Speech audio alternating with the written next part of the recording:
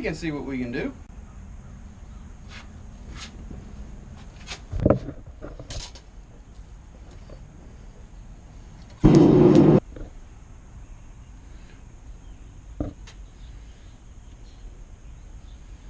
There we go, that ought to do. Alright, here my lovely. Will this do? A rose will last forever. Thank you. You're welcome. Hey guys, welcome back to my shop. So today what we're going to be working on is a forged rose. So we're just going to be using this 26 gauged sheet steel I pick up at Lowe's. It's with their weldable steels, and what we're going to do is take and form some circles. Now, I had some cut out, but essentially you just want, some people do 3 different sizes, some people do all 3 the same size, some people even order the kits off the internet.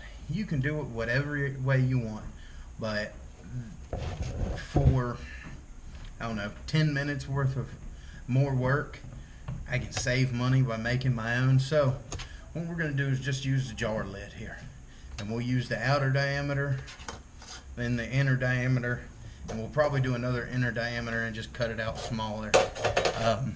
Doesn't have to be perfect. If God didn't make them perfect when he created this world in his image, then why should I sit here and try and make them perfect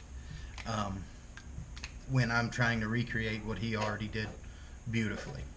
So just real quick, we're going to take a Sharpie, mark out some circles. Let's get you down here where you can see.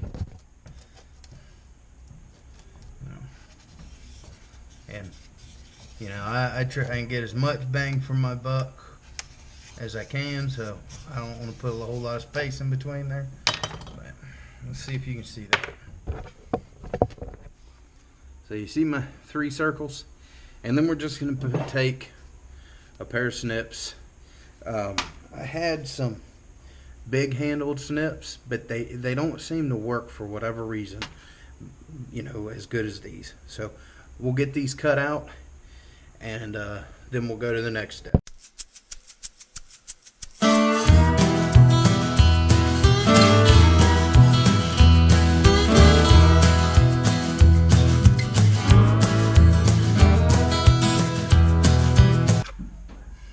Alright, there we go.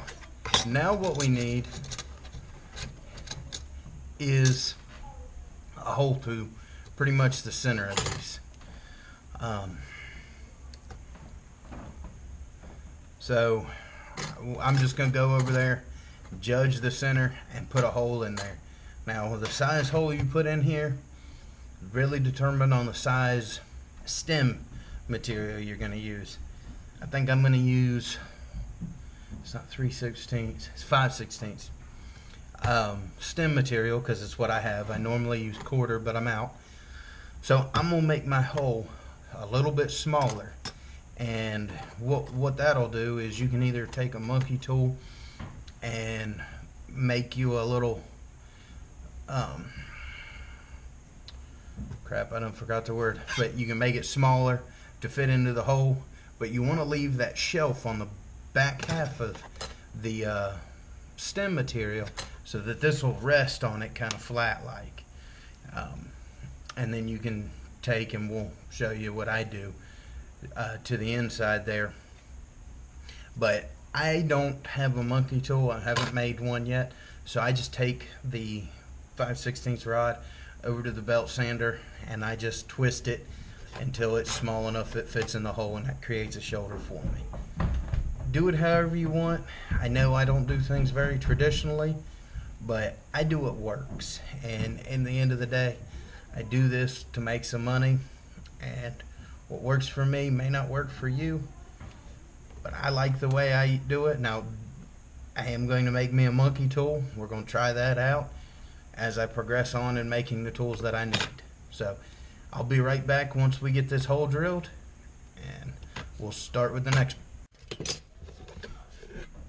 Alright, now what we need to do is section off our petals. So what I'm gonna do is make one cut in there, and I'm gonna leave somewhat about that much material. So, and I even come in here and make it a little wider like that, because when we come in here to texture them, it will spread them out a little bit. So then I go almost directly over, and I come to the side, I don't know, about that much, and that's what I guesstimated at. Like I said, guys, this doesn't have to be perfect. When God created the rose in real life, it's not perfect. It's not the exact same as every one. And I just take and divide that in half, and this one we're going to divide in 3s. So, and you want to just take and get somewhat close.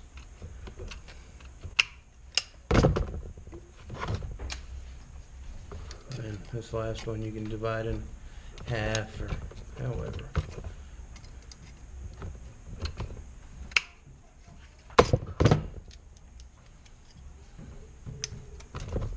Take a little more off this one.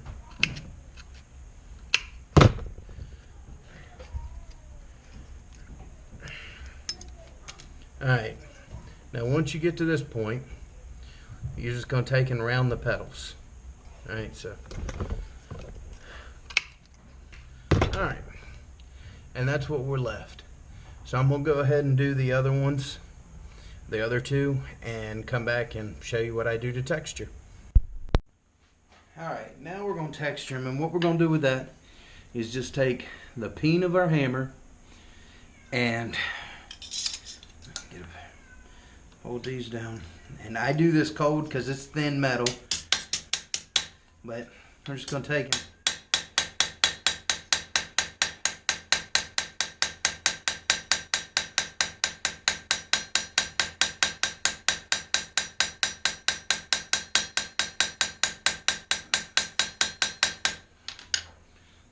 Right like that. I hope you can see that real good, the texture in there. But we're going to do that all the way around, and I just do it on one side because when you go to do it on the other side, you're going to flatten some of this out.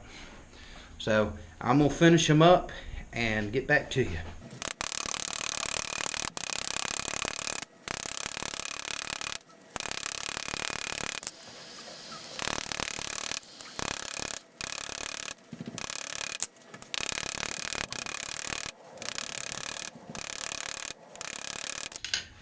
Alright, now all that does is give it a little texture on there, makes it look more realistic. Alright, now what we do is we just heat the stem up. Now that I got it ground down there, we heat the stem up in the forge, and I just add a little bit of hammer texture to it. Alright guys, now what we're going to do is take the welder, and we're just going to weld these petals on. Now let me see if I can get a closer shot of this.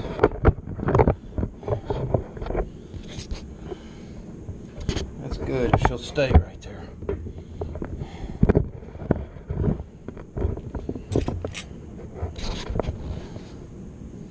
Alright, so what I did is all the textures facing down, and I put biggest to smallest on there. And they're all setting flat. I took and hit them down to where they're setting flat. So I'm going to take, and I'm not going to weld the metal. You also don't want them lining up like I just had them. Kind of also. I am not going, let's see. There we go. Is that better? I'm not going to weld this. I'm going to weld right on top of here and melt this down, almost like riveting it, except I have had a really hard time trying to rivet these things. So the welder's the best way for me. Alright guys, so I've just got my forge turned way down low, as you can probably hear, and I've just got this thing sitting right there on front, kind of getting some of the heat from it.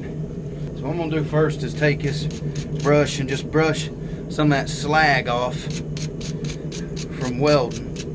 And see, as you can see, once it heats up, it pretty much all releases off there anyway. So we'll set that there. All we're going to use in this process is a pair of needle nose and a pair of channel locks. I'm just going to set this here, let them, and it's real thin metal, so it doesn't take no time to get up to temperature. It doesn't take a whole lot of heat. You can do this part with a torch if you want. I'm just going to do it with a forge. So we're going to take, bend one pedal, kind of turn it on the end. Sometimes you can get two out of the heat, but you don't want to push it because these things are thin metal. They can get real brittle and you'll break one off. And then you'll throw this across the yard, land in the leaf pile this type of year, cause a fire, and you'll have a whole big ordeal on your hands. No, I'm not speaking from experience. I haven't started any fires lately. That's not necessarily true. The other day I was working out of my coal forge and some leaves blew over on top and kept blowing. And I work kind of down here in the stairwell out of my basement. And well, they caught on fire all around me. Luckily my slag tank's right here. I just put them out real quick. But see what we've got going there? You just want to kind of bend them up. And there's people who go around in a certain pattern. I don't. To me, I just kind of do it how I think looks good. So that's how we are. Now we're going to take the channel locks and kind of crimp that all tightly together. Because I want that center crimped tight so you can't see down in there and see all my ugly welding. So once that gets back up to temperature, we're just going to take and kind of work them in here closely together.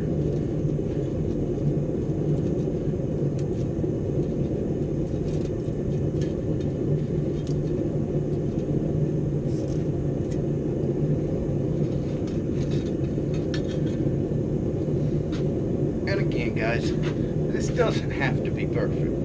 Alright, I've made a bunch of these things. They're far from perfect.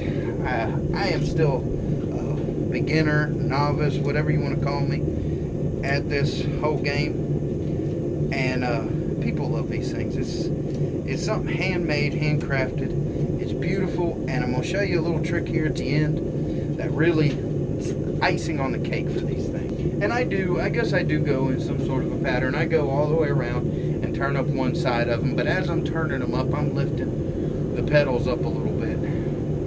It just kind of helps me out with what I'm doing.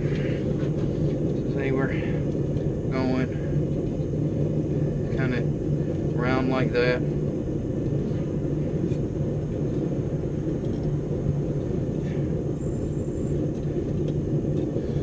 See, I've got it round like that.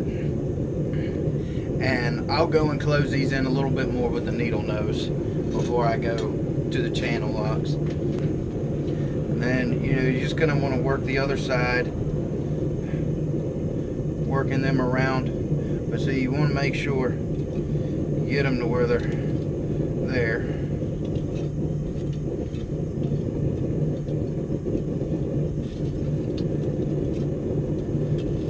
Once you get that, something around that, I'm going to take the channel locks on this next heat and start consolidating them in.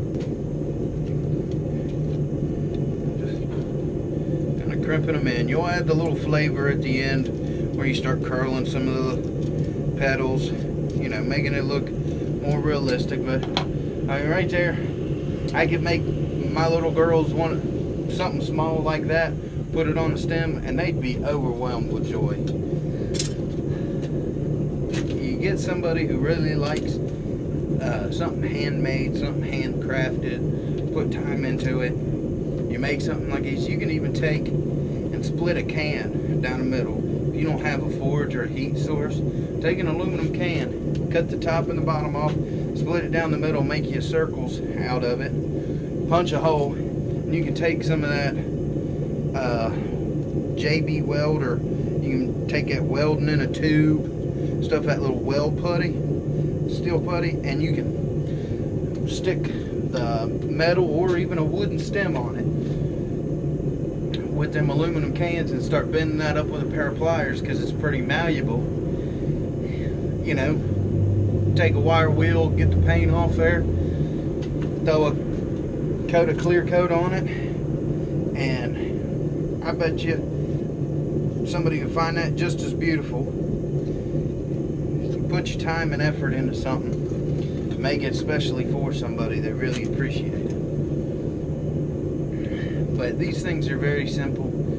You know, you can put your own artistic twist on them, however you want to do them. And I'm sure whoever you're making them for would love them. I mean, if you're wanting to make a profit out of these things, you're already targeting the right crowd when you're taking them to these craft shows, because people are coming there to see something handmade, something artistic. Here in a minute, once I get this last row of pedals consolidated, as you can see there, we're going to start turning them down. There's guys who take, and I don't know what it's called, but it's that little leafy thing underneath there, and I want to start doing them, but last time I tried my hand at it,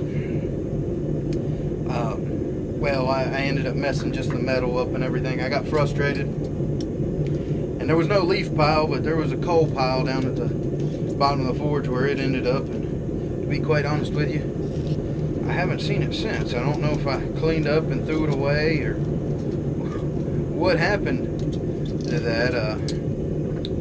that one, but there's that. Now what we're going to do is take and heat and start curling these back over, just to kind of give it some life, give it a little bit of flow to it. But I do want to try the little leaf part at the bottom, just whenever I get around to it. I have these up on my Etsy store, exactly like this, straight stem. I do a traditional oil finish, and I do a painted finish where I just paint the top of this thing red. And so you curl it down like that. Hopefully you're getting to see this. And it's okay if it comes back apart right there. We'll take the pliers and bend it back in there. But you give this rose a little bit of appeal to it. I don't know if you can see that real well, but you just kind of take it in there and you do as much as you want, guys. If you don't want to do any of it, it looks good the way it is without this. I like the way it looks with it. Like I said, it gives it a little bit of flow.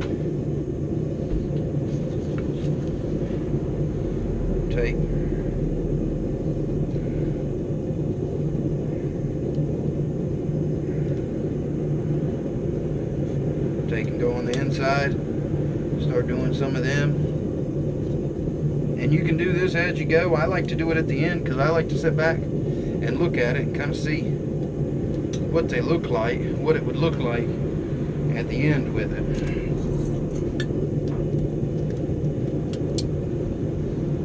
Okay, see that right there? To me, I'm done with that. All up and do your oil coating, and if it's paint, you let it cool down, throw you some paint on there. At the end of the video, I'll show you side by side a traditional finish, oil finish, and a painted one. All right, so we just finished up with the rose build, and you know, guys, there's lots of other videos out there that show how to do it, and they have really pretty roses. I'm not putting this out as an instructional. I'm showing you how I do it.